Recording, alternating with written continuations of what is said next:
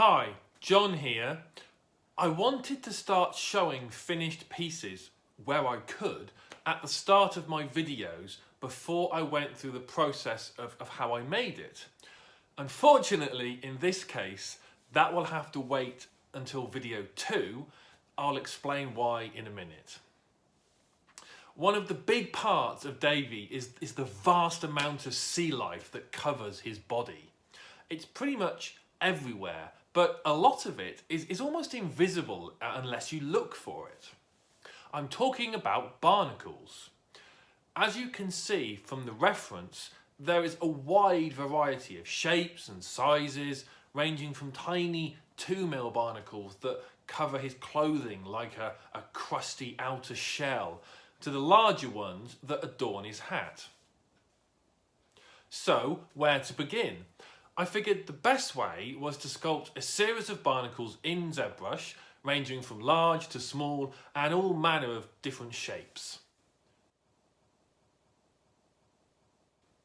The last thing I want is for two barnacles next to each other to look the same.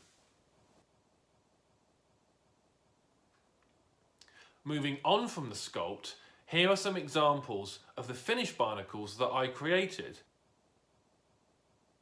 and all of them in one scene together.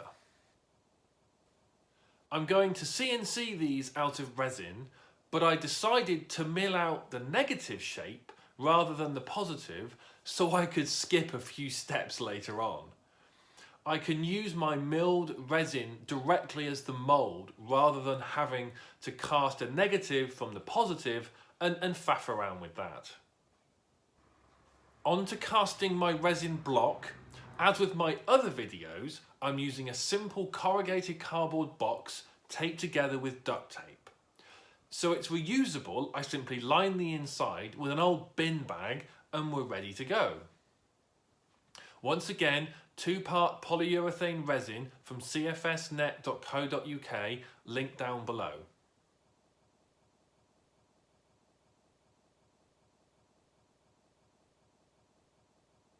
Part A and Part B by weight. I've added in a little extra to make sure it's deep enough to mill out some of the larger barnacles. Demold when cured. Onto the CNC machine, I did 2 passes for each set of barnacles, one with a 3mm, 12mm flute length bullnose bit, and a second pass with a 0.5mm, 3mm flute length bullnose bit. Unfortunately, here comes the reason I'm not showing you the finished barnacles. My Windows XP machine decided to stop working yesterday. It looks like an onboard graphics problem. Until I get it fixed, I can't continue milling, nor can I remove the bit from this half-milled piece. Very annoying. Never mind, a fix is in progress and I'll resume where I left off in my next video. See you then.